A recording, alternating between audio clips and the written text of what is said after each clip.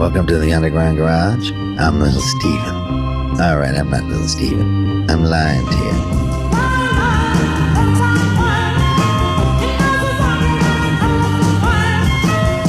This is Theme Time Radio Hour, and today's show is about veracity and prevarication and the distance between the two. We're going to talk about truth and lies, the gospel truth, dirty lies, big fat lies, little white lies, half-truths, and we'll discover that the truth will set you free.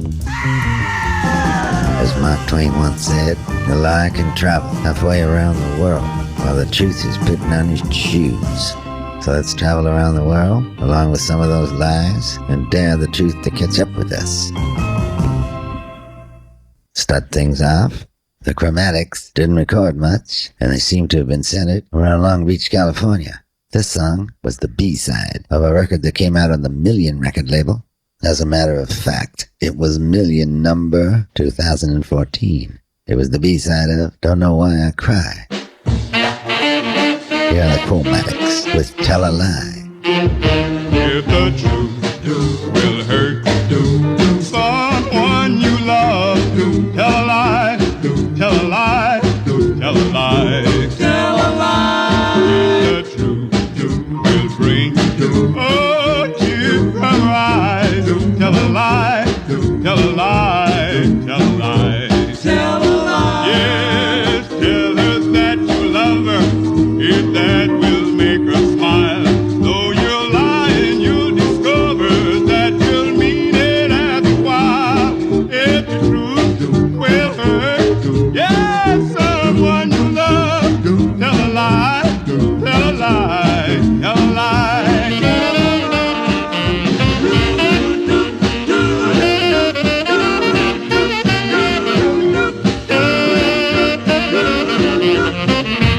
Little white lie.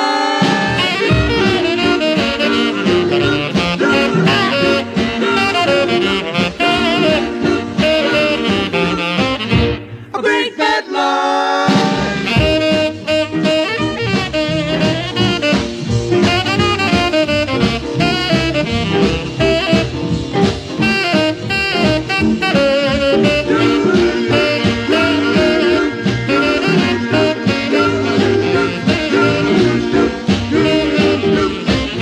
Same old lie. If the cold hard truth will hurt the one you love, tell a lie, tell a lie, tell a lie, tell a lie. If the plain bare facts brings teardrops from her eyes, tell a lie, tell a lie, tell a lie, tell a lie. Yeah, tell her that you love her, if that will make her smile.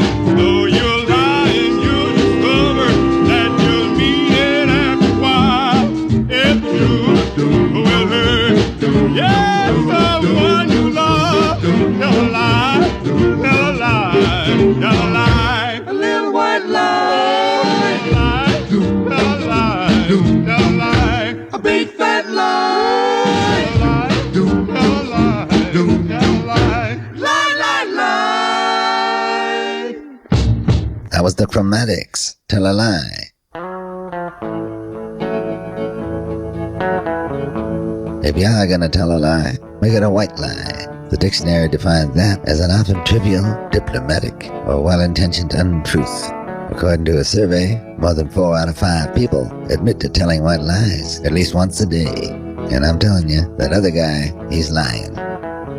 Maybe I'm just taking it for granted that you all know it's a bad thing to lie.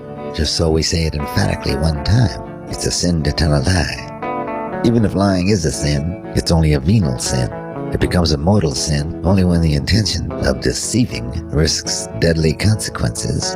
And just as a reminder, here are the 7 deadly sins: pride, envy, wrath or anger, sloth, avarice or greed, gluttony, and lust. Let me see. I'm good for about 5 of them. Jack didn't lose any time giving the other boys a highly colored version of the date. He added a few details, remarks about Jean, completely untrue. But then, gossips seldom worry about the truth. Now the gossip began to spread like wildfire, and by the end of the day, the harm was done. Gene's reputation was ruined. Here's another song about lies. Like most lies, this one came back more than once. It started off as a number 2 R&B hit for Ben E. King on the Atlantic record label. 8 years later, still on Atlantic Records, Aretha Franklin recorded it along with a Memphis band called the Dixie Flyers. Aretha's version sold more than 1 million copies. It was written by Ahmet Ertegun, and he was one of the few record label presidents that actually wrote some songs instead of just putting his name on them. Ahmet wrote this along with Betty Nelson. Here's Aretha Franklin. Don't play that song for me, 'cause it brings back memories of days that I once knew, the days that I spent with you. Oh no, don't let it play it. Oh no, it fills my heart with pain. Please stop it right away.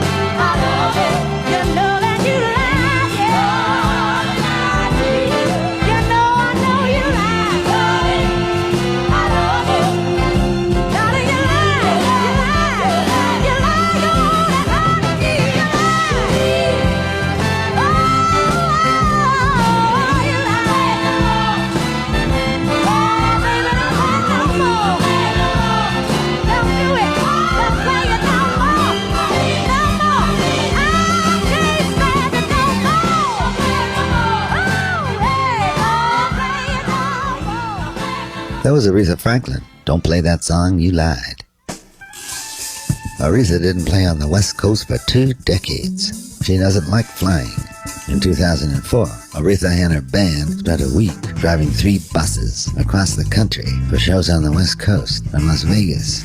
It's particularly difficult to map out a route for her because she refuses to drive over mountains. It's a long trip to make by bus, especially when you hate air conditioning like Aretha does. But she made it, and the people in LA and Las Vegas got to see one of the greatest soul singers who ever lived.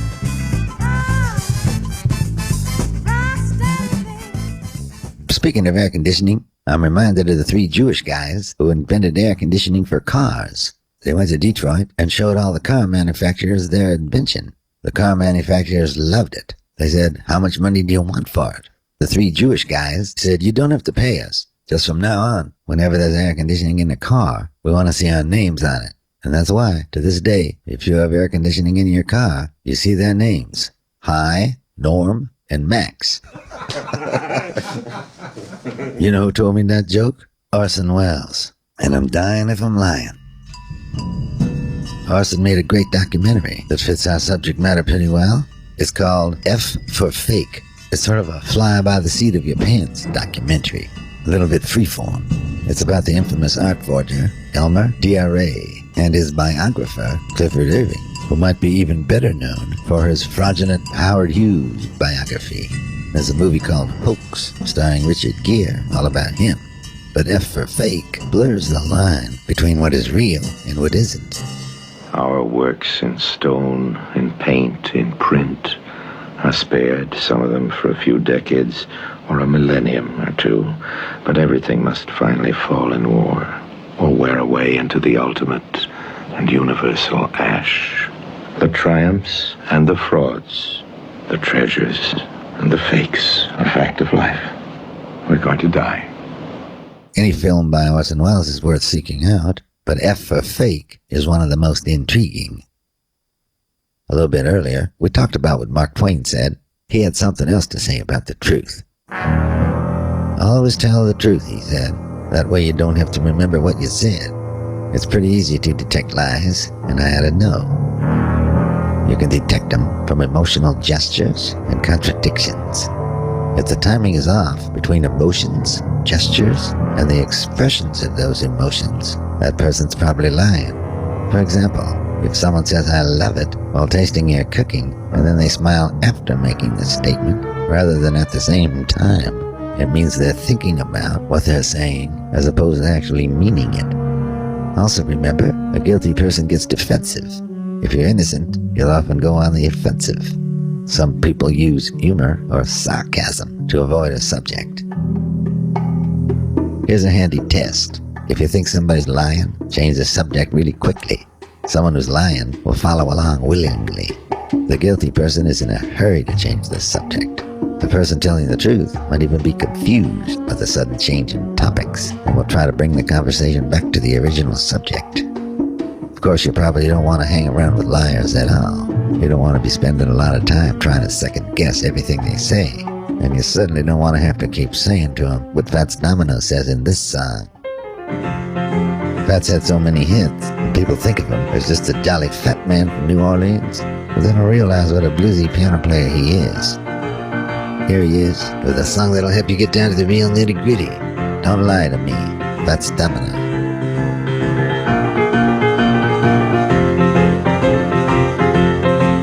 Well, let's talk it over, baby, before we start. I heard about the way you overdo your part, and don't you lie to me. Oh, don't you lie to me, because it makes me mad, and I'll get evil as a man can be. There are two kind of people I just can't stand, and that's a lying woman and a thieving man. So don't you lie to me. Oh, don't you lie to me, because it makes me mad, and I'll get evil as a man can be. Well, I'll be with you till the cows come home, but mama, please don't let me get you doing wrong. Oh, don't you lie to me. Oh, don't you lie to me,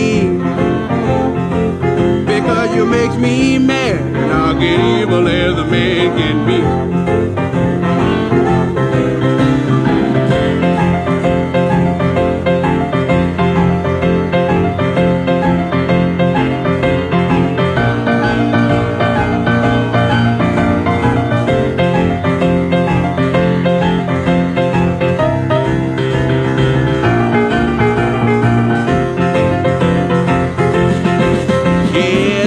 Proposition I will give to you.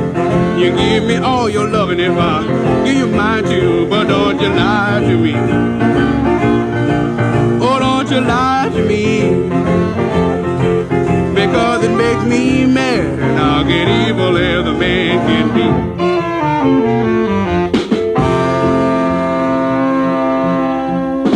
That was Fats Domino. Don't Lie to Me. A lot of people make promises, and a lot of those promises are lies. You hear that a lot during the campaign season. Here are some famous campaign promises that never quite came true. In 1900, the Republicans promised to end the Philippine War quickly. Woodrow Wilson promised to keep the United States out of World War I. Nope. Herbert Hoover promised to end poverty in 1928. The next year, the stock market crashed. Franklin Roosevelt promised to keep the United States out of World War II. I don't think so. LBJ told us in 1964 that we'd win the war on poverty. Well, that's another one. Nixon, 1968. He promised to quickly resolve the Vietnam War. Well, that didn't happen. And in 1988, George Bush Sr. said, "Read my lips. No new taxes." I read his lips. I paid more taxes. The changes I'm going to make will be minimal. I'm not going to rock the boat. Rocking the boat's a drag. What you do is sink the boat. And there's no sense sinking nothing unless you can salvage with productive alternatives. And brothers, you can't change nothing with rhetoric and slogans. Because if a man's really got the truth in his pocket, he doesn't talk about it. He hangs it out on a shingle where people can see it. So from now on, the name of this agency is Truth and Soul. Yes, baby. That's right. No smoking.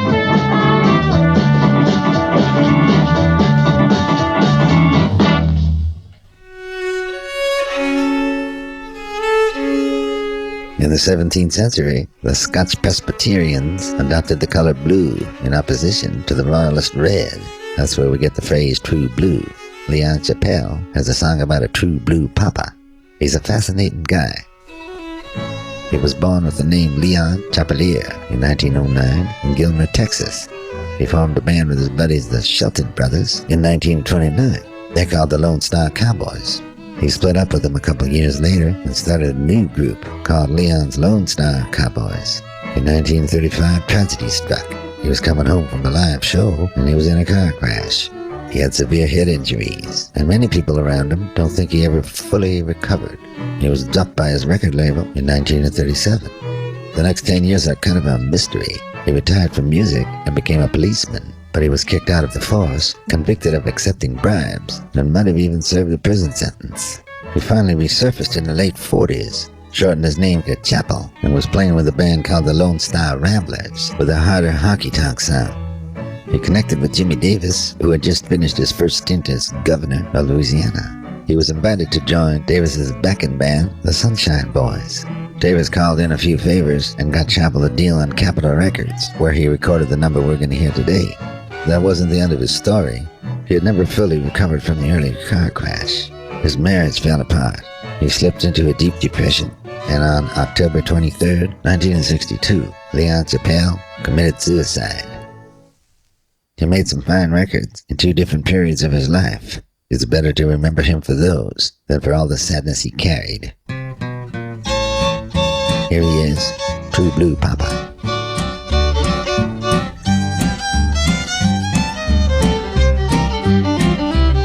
Lord, I just come down from El Paso, got a pocket full of dough and a raring to go. I'm a true blue papa, got a mama wherever I go. I'm a caper cutting papa, I just hit town, looking for a mama to show me around. I'm a true blue daddy, got a mama wherever I go.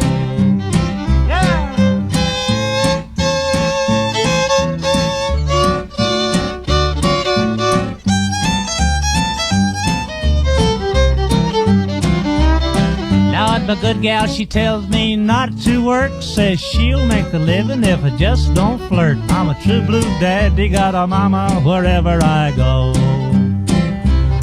And the women all know me from coast to coast. I'm the kind of a papa that they all like most. Just a true blue daddy, got a mama wherever I go.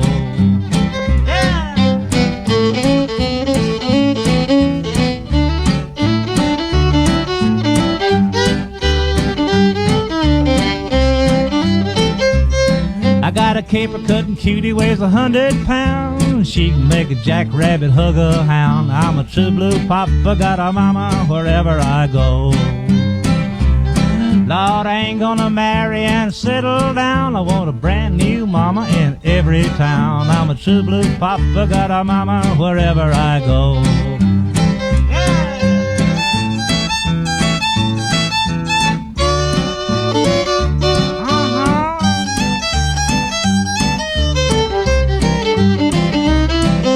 My good gal, she calls me her big shot.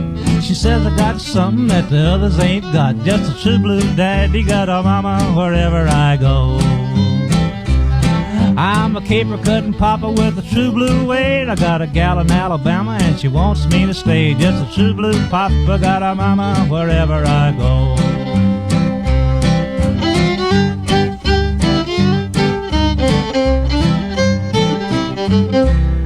That was Leon Chappelle, True Blue Papa. One man who was looking for the ultimate true blue papa was Diogenes, who was also known as the Cynic, though Cynic had a different meaning in his day. 412 to 323 BC. The sect of the Cynics was founded by a student of Socrates and was marked by an ostentatious contempt for ease, wealth, and the enjoyments of life. Diogenes searched throughout his life with a lantern in the daylight, looking for an honest man. And although he did not find one, he had in the process exposed the vanity and selfishness of man. Alexander the Great met Diogenes when he was very old. The powerful young conqueror was respectful of the elderly philosopher. He asked what, if anything, he could do for him. Diogenes replied, and I quote, "Stand out of my sunshine." A wise man, that Diogenes. Here's another wise guy, Graham Parsons. A song he wrote called How Much I've Lied. It's all about a guy who'd rather be by himself than destroy someone he loves, 'cause he's well aware that he's a rogue, a scamp, a rapscallion, a lying SOB. Well, it sounds much nicer when you put it to music.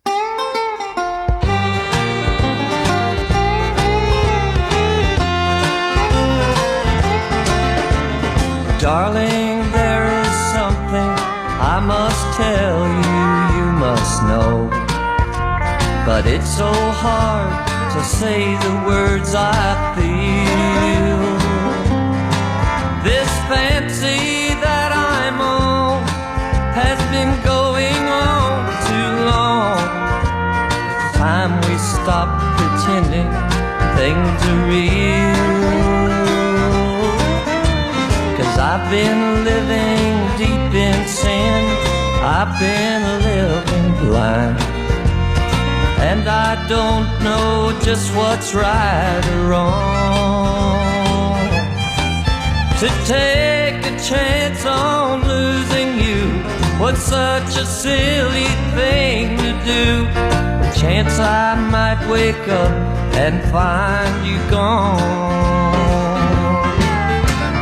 Blue, so blue, my love is burning blue. Any brighter flame would be a lie. Blue, so blue, my love still burns for you. But I know that I'll only make you cry. A thief can only steal from you, he cannot break your heart. He'll never touch the precious things inside. So one like you should surely be miles and miles away from me.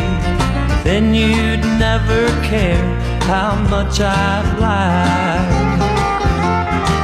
So try to understand the pain.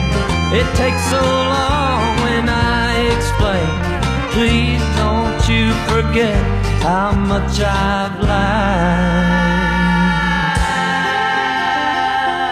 That was Graham Parsons, How Much I've Lied, here on Theme Time Radio Hour. One way people can know how much you lied is by using a lie detector. There's lots of different kinds, and not all of them are mechanical. For example, in ancient China, suspected criminals were fed handfuls of dry rice during their interrogations. The belief was liars seemed to have dry mouths. If the rice stuck to their tongue and they were unable to swallow it, they were deemed to be untruthful. Modern-day lie detectors are not that different. They check the heart rate, the blood pressure, the respiratory rate, and sweatiness of people being questioned. Just like the ancient Chinese lie detector or polygraph monitors know that the liar goes through physical changes. It's easy to fool a lie detector though, and that's why only one state of the union allows them in court cases. Some people fool them by taking sedatives or putting antiperspirant on their fingertips. Some people go the other way and try to make their heart jump when they're telling the truth, so the monitor can't get an accurate reading. They do this by putting tacks in their shoes or biting their tongue. Pain makes the needles jump. I asked Penn Jillette, he's the taller one of Penn and Teller, kind of like Garfunkel, the best ways to beat a lie detector. Here's what he told me. You're right about raising your heartbeat, Bob. And, well, I don't know how to put this delicately, but you tighten your sphincter muscles. I'm serious. During the control questions, is your given name Robert? Did you grow up in Minnesota? Do you play the harmonica? You squeeze your sphincter muscle as tight as you can. This tension ripples through all of your muscles, establishing a level for truthful answers that any deceptive answers won't surpass. Now, I hope you're asking for idle curiosity and not because you're trying to hide something. Right, Bob? Thanks, Penn. Fool me once, shame on you. Fool me twice, shame on me. Fool me 25 times, and maybe you're Guitar Slim, who's got a song all about 25 lies. We've told you about Slim before. He's flamboyant and an artist you can't ignore. The reason so many people aren't aware of him was that he died young, at age 32. Even in death, he was overshadowed. 4 days before his death, a plane crash took the lives of Buddy Holly, Ritchie Valens, and the Big Bopper. Guitar Slim's death was lost in the shuffle.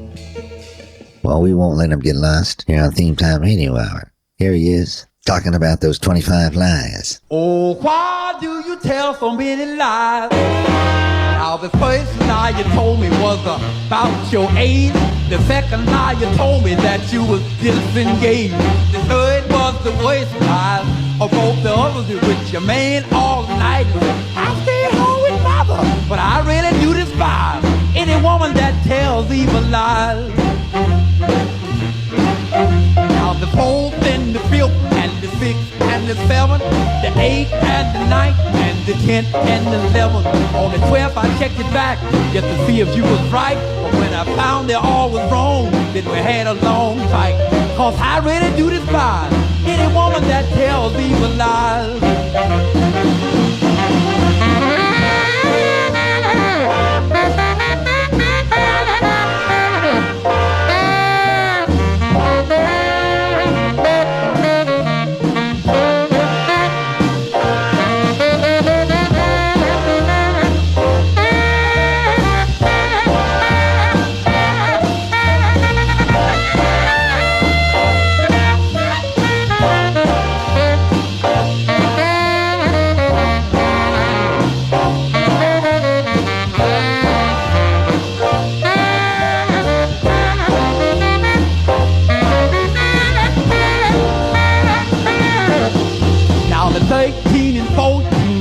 All for bad, but the 15 and 16 made me sad.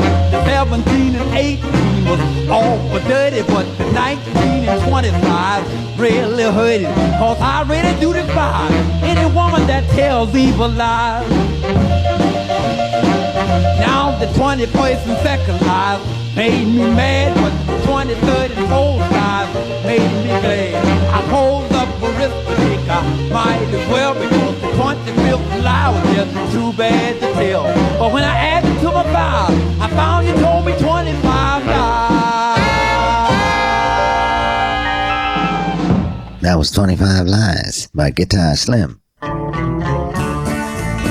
Slim recorded for the Specialty record label, and you can tell by the way that record sounds.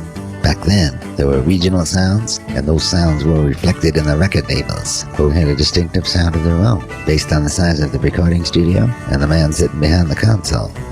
Perhaps the most distinctive are those Yellow Label records recorded by Sam Phillips that came out of the Sun Recording Studios. One of these days, we're gonna fool you and make our theme Sam Phillips, and do nothing but play records he recorded. But for now, we're just gonna play one of them. Here's George Harrison's favorite guitarist, and you can see him sing this song in the movie Jamboree. I don't mean George, I mean Carl Perkins. Here he is, Your True Love.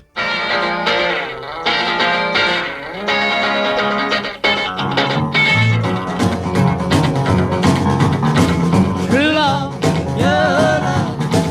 True love, your love. True love, baby, that's what you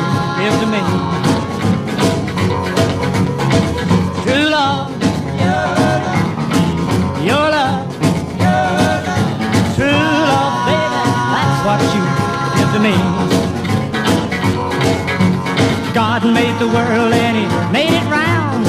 I got my baby and I'm glad I found her. Love was meant for me, and my baby she'll always be. She gives me true love, true love, true love, baby. That's what you give to me. Oh, true love, oh, true love, true love, baby. That's what you give to me. True love, your love, your love, your love, baby, that's what you give to me. Love was made, I don't boast. When he made you, he made the most. You got that certain touch, and to me, baby, you mean so much. You give me true love, oh, true love. What you give to me.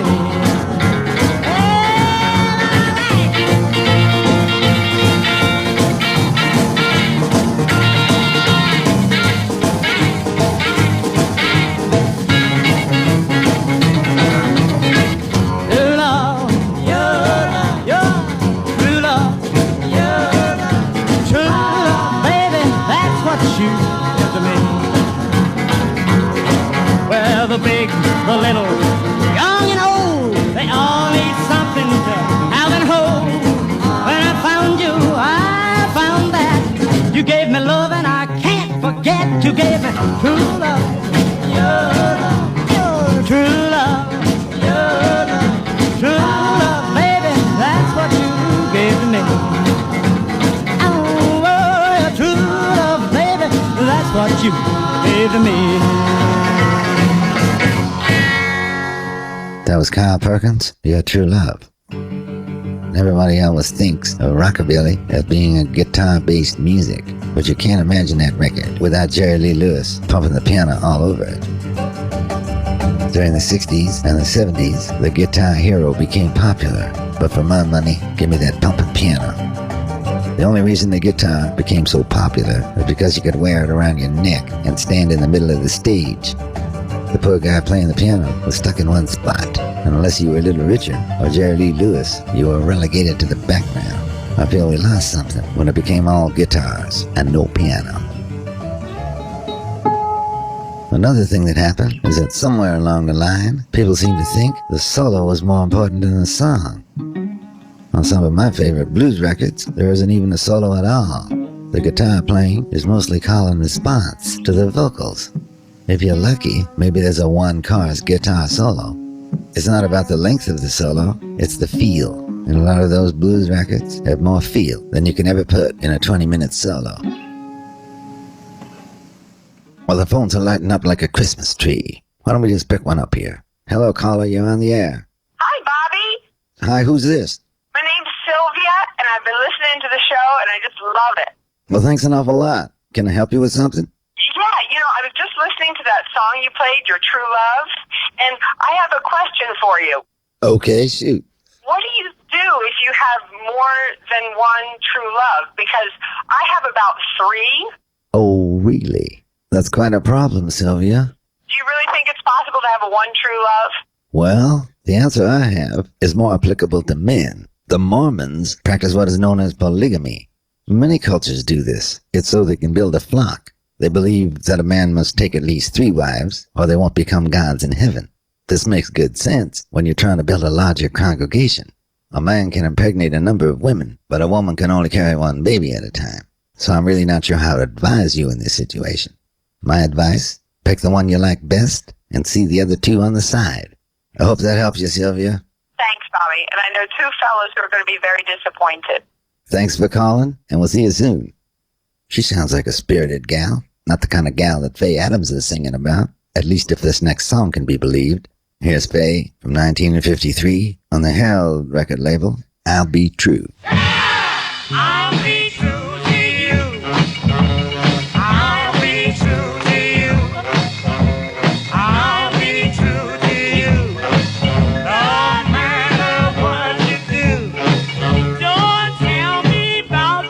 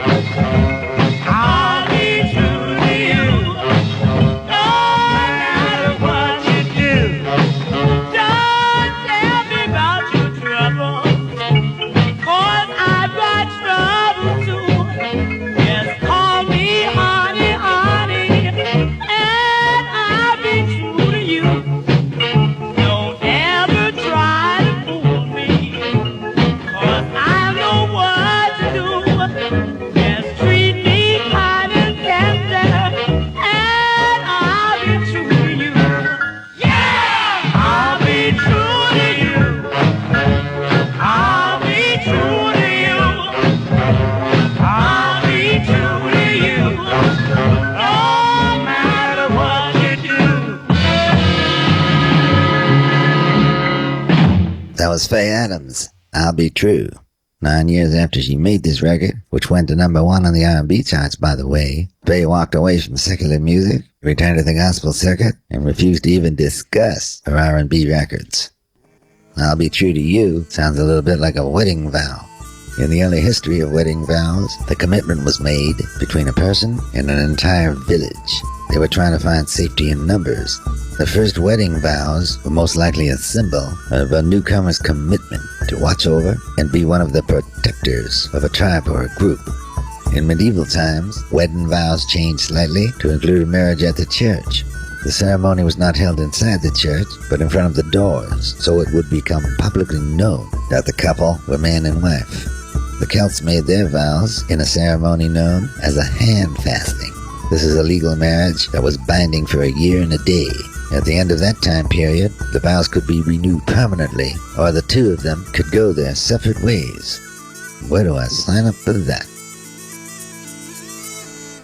Next up, we have the Silvertones from down Jamaica Way, and they're going to tell you about a true confession.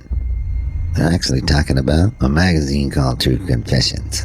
It was one of the tabloids from the 50s and 60s, like Confidential, Blast, Hush Hush, Uncensored, Exposed, The Lowdown, and Side Street. I don't know if they got all those magazines in Jamaica, but they definitely got True Confession, because Duke Reed wrote a song about it and produced a record by the Silvertones. And here it is. Dear Mr. Editor, won't you please break my story in your magazine? One heart, lover's heart, cheating heart, can only end up in misery.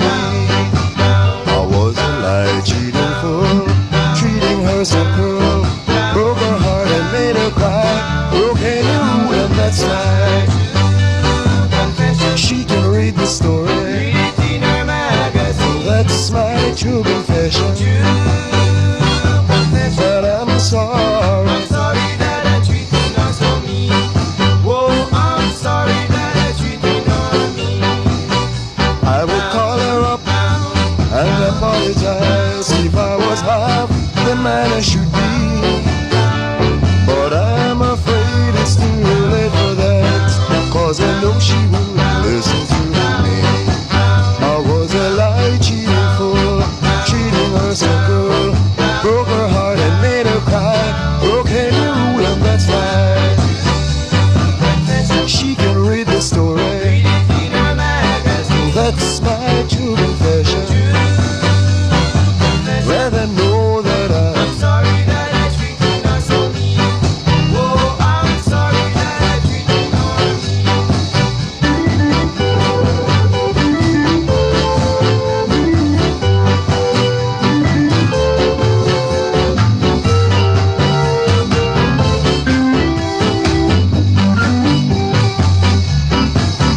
I would call her up and apologize if I was half the man I should be. But I'm afraid it's too late for that, 'cause I know she won't listen to me.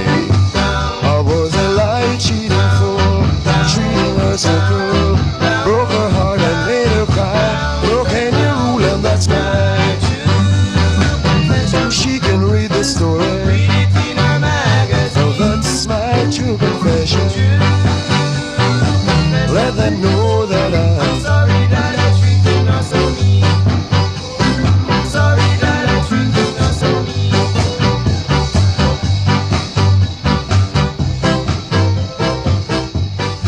That was the Silvertones, Delroy Denton, Gilmore Grant, and Keith Coley from 1965 on the Treasure Isle label.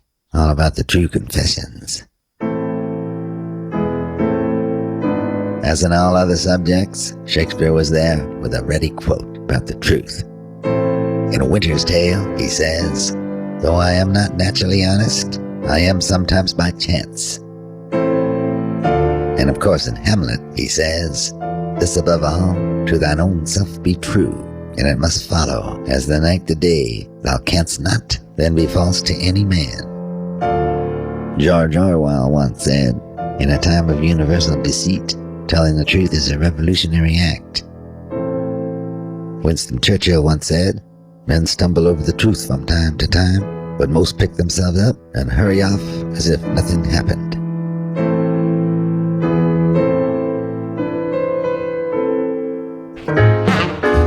Out of Chicago, Illinois, here's Hollywood, Tennessee native, chess recording artist, Willie Maybone, and He Lied. Remember the other night when we stayed out way 6:30? Yeah. Man, some dirty cat went and told my wife Sure enough. that we were out with 2 chicks. But he lied. Oh, yes, he did. He lied. Oh, yes, he did. Lord, on his soul and on his soul and lied. Remember the place where we had lunch? Had a ball. Called the Hole in the Wall? Yeah. Man, don't you know that dirty cat went right straight back and told it all? Everything? Lied. Oh, yes, he did. He lied. Oh, yes, he did. Lord, on his soul and on his soul and lied. My wife finally forgave me. I said, there ain't no use in trying. So we moved way up in Canada. Up in Canada? Don't you know he came up their line? No. But he lied. Oh, yes, he did. He lied. Oh, yes, he did. Doggone his soul and on his soul and lied.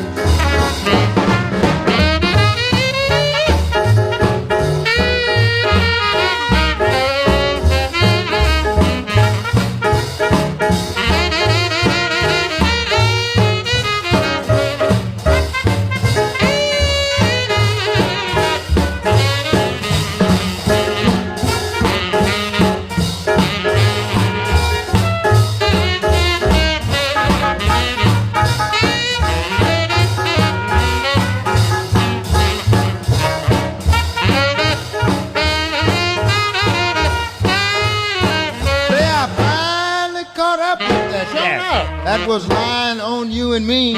What did he say? I grabbed him by his collar. Naturally, he copped a plea. I know it. He said, I ain't gonna go around lying on you like I did before. I says, ha ha ha. I know you won't, 'cause you won't be around no more. You won't be around no more. You won't be around no more. 'Cause I bust his head for what he said a lie. 'Cause I bust his head for what he said a lie. 'Cause I bust his head for what he said a lie. Willie Maybone, He Lied. You're on Theme Time Radio Hour on our Truth and Lies show. Lots of people live lies. Here's a couple of them. We already told you about Billy Tipton and how she lived a lie. That's why we're hearing him, her in the background. Ezzie Dame, a Reno hairdresser who lied for 30 years and said he had played an Oompa Loompa in the original version of Willy Wonka and the Chocolate Factory. When the remake came out, he did a bunch of interviews reviewing the new film from an Oompa Loompa's perspective. Rusty Goff, who was the last remaining living Oompa Loompa, knew that Ezzie was lying and busted him in public. And how about Charles Kuralt? He was the likable old CBS correspondent known for his on-the-road pieces, where he'd look for America's out-of-the-way places. While for 29 years, he had an out-of-the-way place of his own. He kept a mistress and maintained a second family in Montana. None of this would have come out, except that after his death, his mistress sued to get the Montana retreat he promised her. Back in New York, Kuralt's wife was totally unaware. She thought he just had a fishing place in Montana. It's the quiet ones you gotta watch. We're talking a lot about lies today. Sometimes there's a gray area. It's not an out-and-out lie. Sometimes it's just make-believe. Here's Harold Jenkins, or like it says on his driver's license, Conway Twitty. That's right, he changed his name. Here he is. Spent 2 weeks at the #1 slot and gave Conway his first gold record. It's only make-believe. People see us everywhere. They think you really care. But myself I can't deceive. I know it's only make-believe.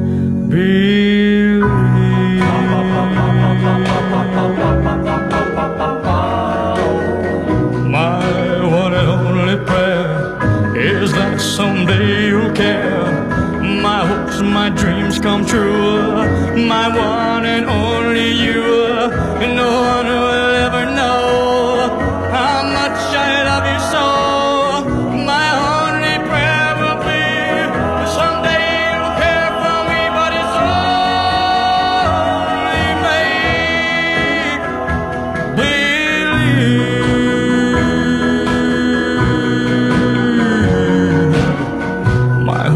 my dreams come true.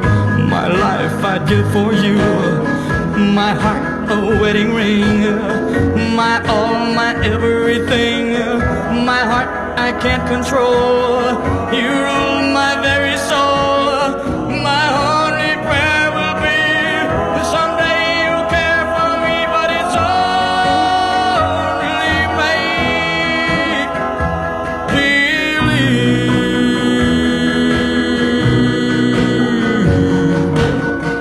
My one and only prayer is that someday you'll care.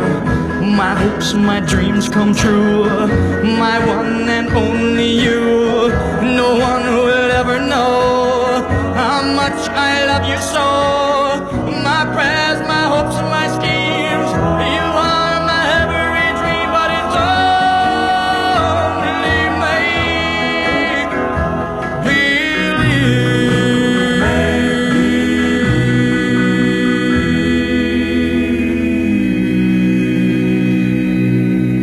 believe. That was Conway Twitty. It's only make-believe.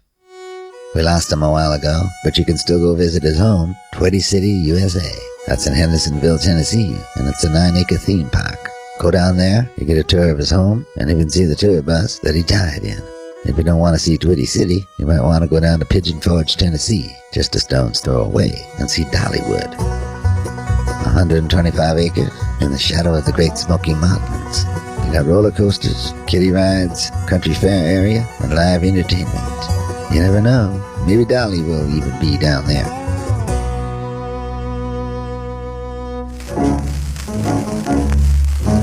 The golem is a man-like creature that is created by using mystical powers that are found in Kabbalistic lore. The golem is created to perform missions in God's name. He is formed out of clay or soil and then brought to life by writing on his forehead. According to some interpretations, you write the secret name of God on his forehead. But other scholars say that you write the letters Aleph, Mem, Tov, which is the word Emet, which means truth. When you erase the first letter, the Aleph, you are left with the other two letters, which makes the word Met, which means death, which is how you stop the golem. The legend of the golem goes back many centuries, and with so many people studying the Kabbalah nowadays, perhaps we have not seen the last of him. Here's another one of those records that I don't know anything about. There was more than one artist named Bobby Moore, and the records I have don't all sound like the same guy. This doesn't sound like the Bobby Moore who was on Chess et al., or the Bobby Moore that was on Brunswick, or that other Bobby Moore who recorded on the London label. This Bobby Moore has a backup group called The Foremost, and they're gonna do a little number for you called It Was a Lie. Bobby Moore, your guess is as good as mine.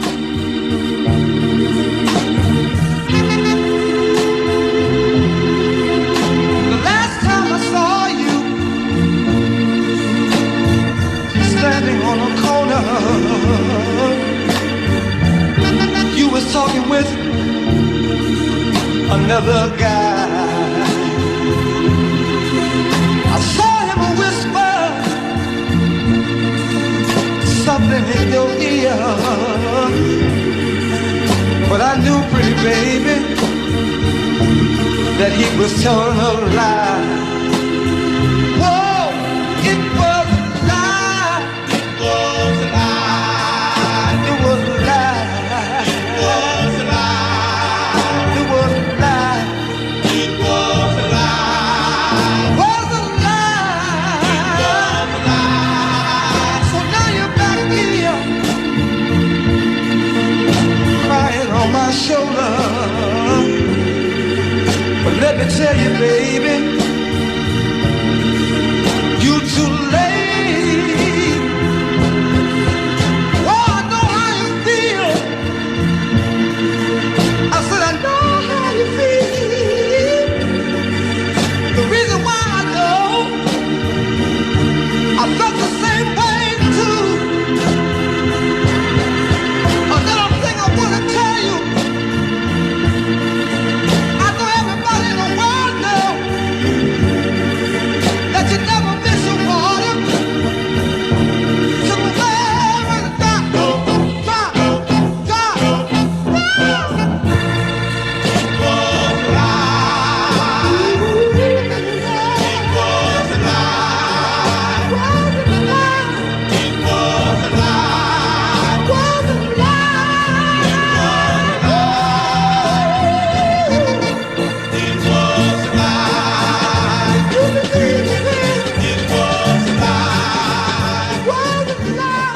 Bobby Moore and the Foremost. It Was a Lie. Here on Theme Time Radio Hour.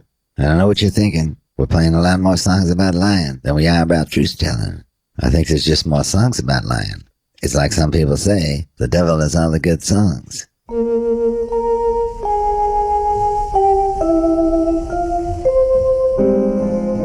Well, one of the most famous liars was Pinocchio. Every time he lied, his nose grew. The name Pinocchio means pine nut, or kernel. The original story, written by Carlo Collodi, was not meant as a children's novel. The original ending was unhappy and dealt with serious themes. In the original serialized version, Pinocchio dies a gruesome death. He was hung for his sins at the end of chapter 15. Well, Collodi's editor requested that he add to the story, and he wrote another 20 chapters. In those chapters, the Blue Fairy, which wasn't called the Blue Fairy until the Disney version, rescues Pinocchio, and eventually, as you know from the story you're familiar with, turns him into a real boy. This makes the story more suitable for children, but nowhere near as interesting.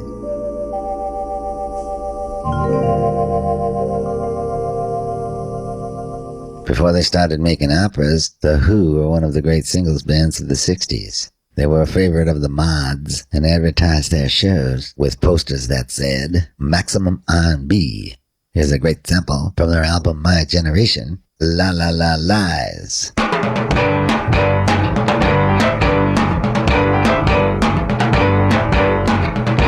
If I'm so lost without a friend, tell me who's this by my side.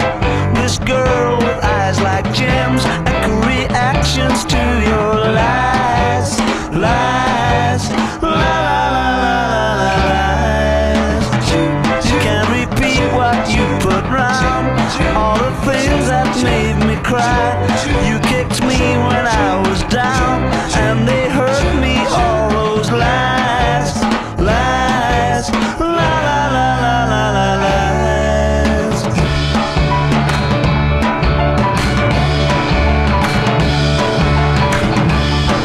My girl, and together we're strong, strong, to laugh at you and prove you wrong. I don't insist that you feel bad, I just want to see you smile. Don't ever think you made me mad, I didn't listen to your lies, lies, la la la la la la la.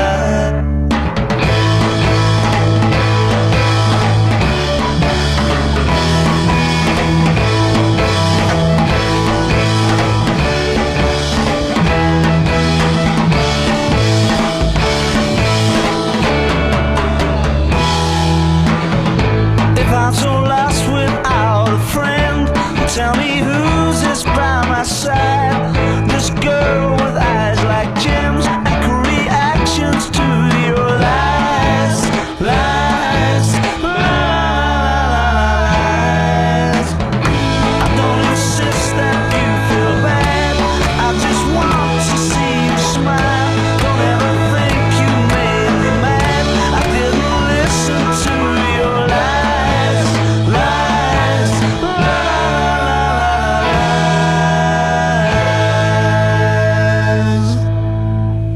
That was The Who and La La La Lies. In 1982, The Who started a lengthy and much ballyhooed farewell tour.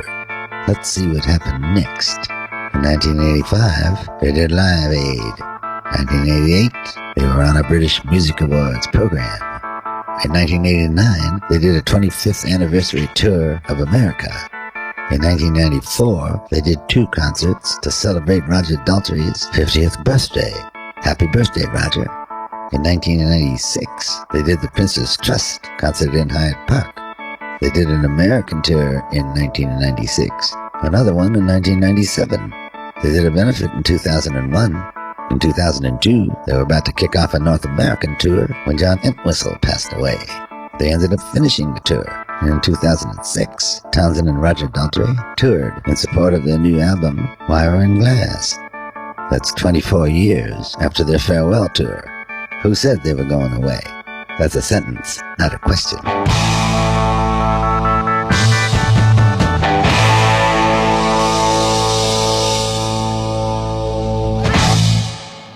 Arthur Schopenhauer said that all truth passes through 3 stages. First, it is ridiculed. Secondly, it is violently opposed. Third, it is accepted as being self-evident. We had time in this past hour to go through at least 2 of the stages. You're going to have to handle the third one on your own. But before we go, Carl Sandburg wrote a poem about the liars, and it goes like this. A liar goes in fine clothes, a liar goes in rags. A liar is a liar, clothes or no clothes. A liar is a liar and lives on the lies he tells and dies in a life of lies. And the stonecutters earn a living with lies on the tombs of liars. A liar looks him in the eye and lies to a woman, lies to a man, a pal, a child, a fool. And he is an old liar. We know him many years back. A liar lies to nations. A liar lies to the people.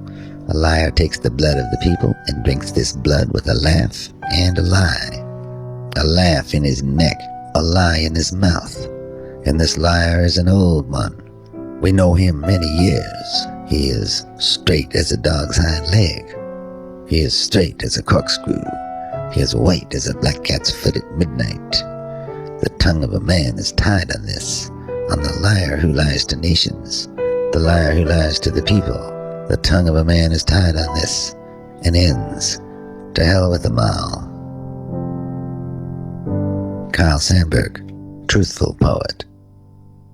There are few nudities so objectionable as the naked truth. We've been here for the past 3.5 hours, playing some of our favorite songs on the subject of both truth and lies. You ought to take everything I said today with at least a grain of salt, because half of what I said wasn't true, and the other half was a lie. And that's the truth, the whole truth, and nothing but the truth. We'll see you tomorrow.